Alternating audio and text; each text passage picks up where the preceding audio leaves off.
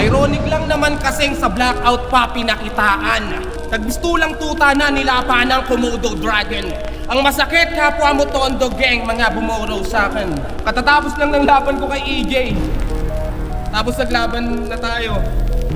At ang malaking tanong, may maiisip pa ba ako? Anong akala ng mga pupusta bro? Mauubos ako? Pagka ganitong may sarili na akong tubigan, mas marami na akong mabubuhos sa'yo. Sabi ko na nga ba, ia-angle mo yung pagkakampiyon mo sa blackout at yung tubigan.